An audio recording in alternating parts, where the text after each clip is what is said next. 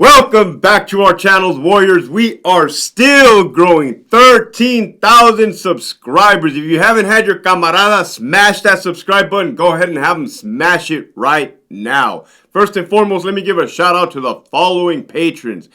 AI Vega, Fio, Claudia, Miguel, Let Our Actions Lead Others, Big Bad 48, Nova, John Wick, Jack, Linda, Michigan Wolverines, the homie Marius, Chevelle66, Gigi, G, Abuelita's Journey, and Daus Herrero. If you haven't already signed up for that Patreon, make sure you hit that link in the description below. This episode right here, man, I'm only going to say it once, right? Unless you rewind it, then you can watch it all over again. Pay attention. Pay attention, pay attention, pay attention. By now, I think you guys have a good understanding of how the California Department of Corrections operates, right? Not so much from a green correctional standpoint. I'm just giving you insight on that. But how treacherous and how organized, how disciplined, well, it used to be, right? We might have gotten away from that a little bit. The inmate population operates, right? They have their own set of rules. There's CDCR rules, and then there is a criminal gang organizational rules, set of rule books, right? You break either one of them, you get caught slipping, ain't gonna end well. Ain't gonna end well. Well, Hector, do you have any stories about this? I'm glad you asked. Oh, man, I'm glad you asked. Okay. Bottom line is, I'm not gonna dive into details, man. Your boy ain't gonna get got trying to tell stories here on YouTube, right? But I'll give you an idea of something that took me aback, right? That kind of shocked me, right? It shocked me in a way. You gotta remember, I was employed for 16 years. I learned a lot. I saw a lot. I moved, right? I was able to chew bubblegum and walk and talk at the same time, right? Unlike my managers. But by now you have figured out that there are great white sharks in the water, right?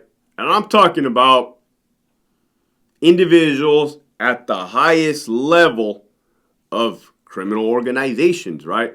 For the longest time, those individuals were put away in isolation, security housing units, SHUs, Pelican Bay State Prison, Corcoran State Prison, right? 23-hour lockdown, might have you playing basketball, like the movie Training Day. Well, in 2014, 2015, they released those individuals. They released them to the main lines, right? I think I did a video on that, on how my thought process was on that, right? Like, oh man, they opened the floodgates. They opened the floodgates, right? If you don't know how to swim, you're gonna drown. Well, there are rules. There's always gonna be rules, man. You're always gonna mind somebody, right? And without there are rules, right? There are rules.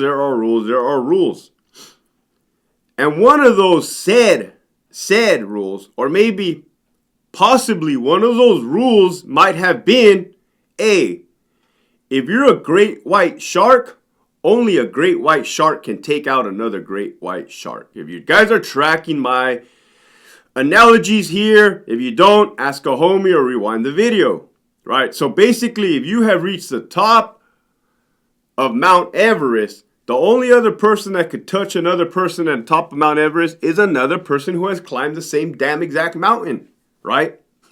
Don't you be thinking for 1 second that you're going to lay a pinky on anybody higher than you, right? Rank structure. Don't even think about it. You think about it, it's not going to end well, right? That little thought process, like, man, Right? That ain't enough. Ooh, give somebody a slide eye, dirty eyeball. Oh, speaking of eyeball, I'm getting ahead of myself. Give somebody a dirty look that you ain't supposed to be giving a dirty look to. That's a wrap. Your career is over and possibly your life is over, right? It's just the nature of the beast, right? So, now that you guys have been following along, when those influential people got released to the main lines, guess what that meant? That meant they were accessible. Accessible, right?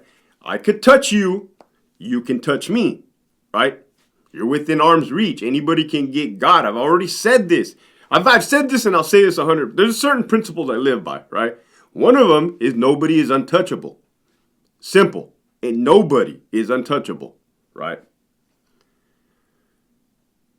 The one thing that shook me, because I didn't know what it meant, right? And I know it confused a lot of other people, because we talked about it. Green, here we go, green side.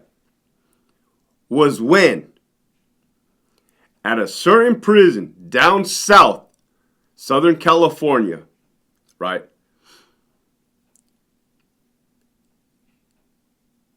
A great white shark got attacked and killed by two individuals that may or may not have been from the same neighborhood on the streets and took them out.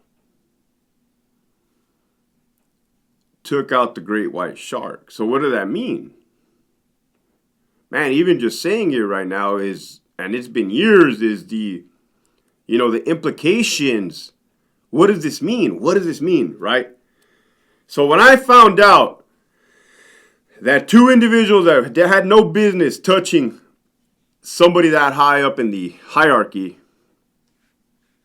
and removed them from this earth, right, in a violent fashion, I'm like, whoa, right? Calls went out, texts went out, emails, maybe some emails went out. I can't remember. But it's like, hey, what does this mean? Like, I don't know. If the golden rule, or one of the said rules was that, hey, only another great white shark can take out another one, and you had two individuals that were not on that level taking them out, what does it mean? Does this mean this is the start of a new era? Does this mean it's a free-for-all? Did we lose? Did we? Is it a free-for-all now? That's what I'm trying to get at. That mentality, that thought process. Was it planned? Was it orchestrated? Nothing is by sheer luck, right? Or on a whim. Anything that happens in prison, on a general population yard, mind you, has to be sanctioned, has to be blessed, has to be authorized, right? I said general population because SNY is a complete free-for-all, right? You want to go buy some dope from so-and-so, go buy some dope. You want to hook up with so-and-so, go hook up with so-and-so while doing dope, right? Just do a line off of his you-know-what. Oh, no, Hector. You have no chill, Hector. You have absolutely no chill. I know, right?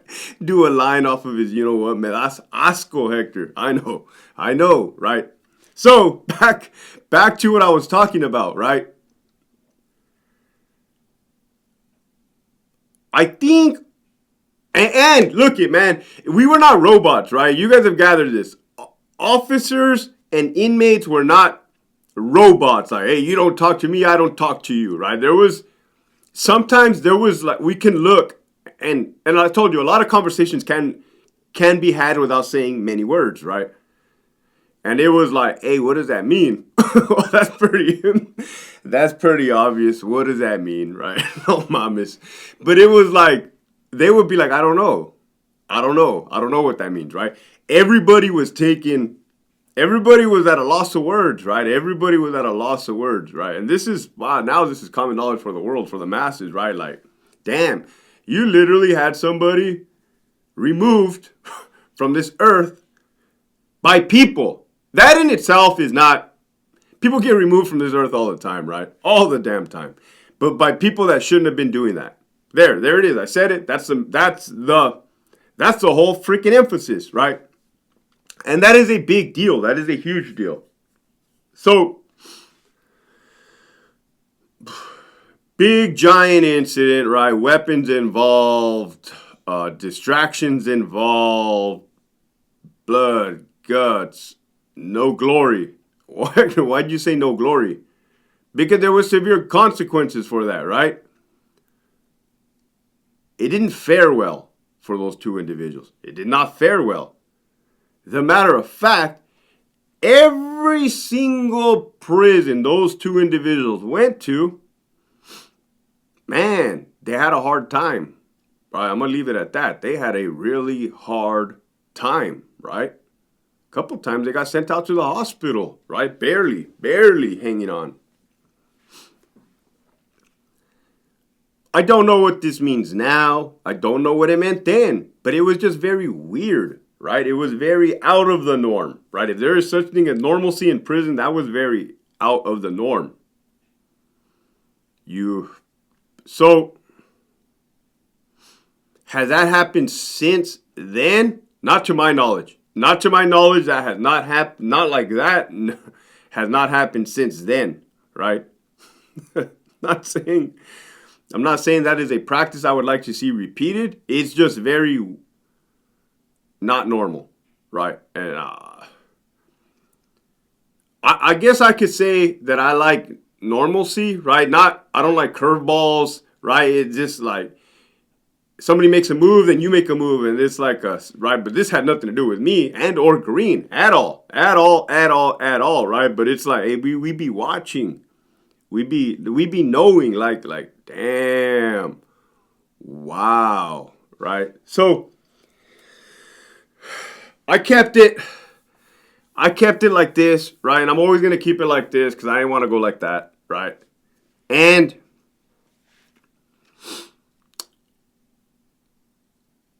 I want to thank you guys for following along, for sharing, for commenting, for DMing me, shooting me the emails. Man, we have grown at a rapid pace, right? I love to share wins with the team. I absolutely love to share wins with the team, right? Because, hey, I'm not doing this by myself, man. Imagine if I filmed every day just talking to myself and ain't nobody want to be listening to me, man. Right? I would just be like a crazy person out on the streets, right? Downtown San Diego, yelling at the air. But that's not the case, man. We're growing. We're freaking growing, right? So, with that, the message for today, right? The message for today is you're going to mind somebody, right? I was having a conversation with my parents yesterday. We were talking about youngsters, young kids, young family members that are running amok, this and that. Like, Hector, who you be talking about behind our backs? Don't worry about any of that.